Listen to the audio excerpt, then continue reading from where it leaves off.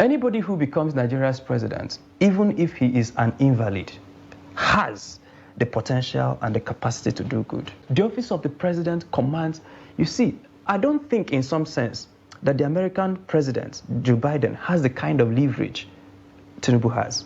There are things Biden would want to do. Biden, of all people. Yes, there are things the powerful president in the world. Yes. You think Tinubu has more leverage? If Biden wants to do some policies, for instance, he will be limited by a robust media, a robust civil society, a robust opposition platform. Sometimes you see there is a stalemate in the House. Even the bureaucracy has the impact on the president. But in Nigeria's system, the president has a lot of leeway. He can send any bill to the National Assembly and be sure that it will be passed the same day.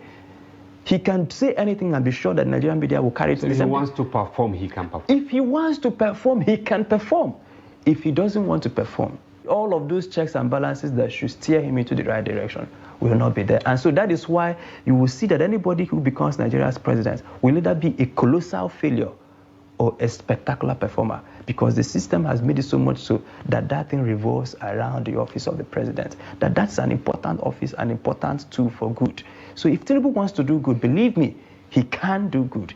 If not, it will be another 4 or 8 years of complaining. You once alluded to advising him to go or to step aside. Yes. Have you changed that? No. If I meet the president today, I'll say, Mr. President, respectfully, because I was at a program like this, and we were discussing something else. And the presenter just asked me, what is my advice to Tinubu? And I say, my advice to Tinubu is to resign. Why? Why will he resign? This is a person voted by millions of Nigerians, Chima. Well, see my argument.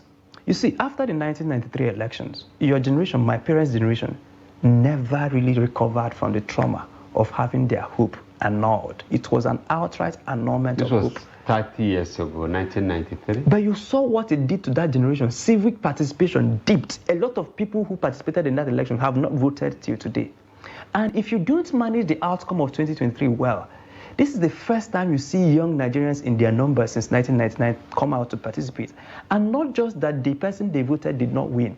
The processes of Tinubu's emergence has serious question marks around him. Whether you're talking about the nomination process, whether you're talking about the manner in which INEC disobeyed their own internal guidelines and even disavowed. Are you talking as an obedient or articulate? No. You see, till today, I am a member of the People's Democratic Party.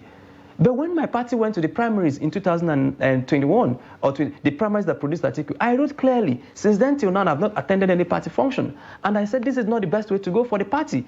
And some of the things that happened to the party were predicted, because we said that the party has lost the Southeast on the account of the quid pro quo that the party has refused to do, and that the party has a clear zoning formula, and Nigeria has a rotational formula, that the party is hurting itself by not following that. So my affiliation to any political party does not in any way affect my judgment. Like when I came, I don't know if it was a platform that belongs to you or another platform, and they asked me about fuel subsidy, and I said my mind, and I said to the presenter, look, if Peter Obi had become the president of Nigeria, I may have become a part of the president's media team. And if Peter removed subsidy, I would defend his removal of subsidy. But why are you not defending now? Tinubu has refused, and that is why I defended it, because... Okay, you defended it. Yes, it is. Are you satisfied with what is going on now? No. Okay. What we said is that subsidy has to be removed, but then you have to be careful about it. So what we criticize is not the removal of subsidy. What we criticize is the processes around it, because regardless of who removes subsidy, it is agreed by civil society that subsidy has to be removed in one way or the other. But then what we don't like is the ad hoc and the reckless manner it was removed. So I don't care who becomes the president, whether it's the person I voted or not. What we are interested is in the outcome for the people. And so on the issue of whether I think Tinubu should resign, Tinubu, in my view... Yes, because we're rounding up, yes. Tinubu, in my view, his ascension and the processes around that has damaged the national psyche.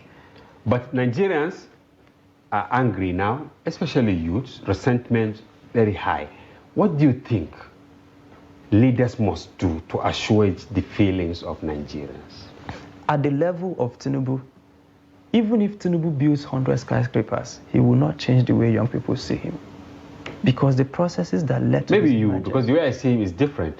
I see him as my I'm- president. Because you know I'm part of the NSAS generation. There's a certain way our generation looks at this man. And what has happened to us is that a lot of us feel defeated psychologically. Between that election and now, just go and see the number of young Nigerians who are in their droves wanting to leave Nigeria. Some of them are commenting they will never vote again in their lives because of an voter apathy. So in that case, even if you stabilize the economy and grow Nigeria's economy at 6% per annum for 4 years, and then you have a whole generation that will not participate again, that will not demand for more, that will not vote again. In that case, which one do you consider weightier? And I consider, in my view, that getting back young people to believe that their voices can be heard is better than growing the economy at GDP or whatever it is that Tinubu says his agenda is for Nigeria. Who will do that magic? Tinubu should start by resigning. Nigeria can produce a replacement for him. Meaning you are calling for another kind of democracy because he's the democratically elected president. We won't have any other one until 2027. No, it's not so, because in the US, people resign. When you've not done right, you resign. Liz Truss just resigned because if you're not able to... Okay, let's assume that you said that Finally, your interest is in growing the economy. Since you now does not have the capacity, for instance, or that your policies have not led to the growth of the economy, why can't you step aside honorably? So Nigeria should begin to have that conversation, that we don't have to wait for 4 years, that we can insist that if you are not doing it, Oga, on your honor, step aside, let someone else come and do it, and let's see if there will be a change. Thank you very much, Chima Christian, good governance advocate, public policy analyst.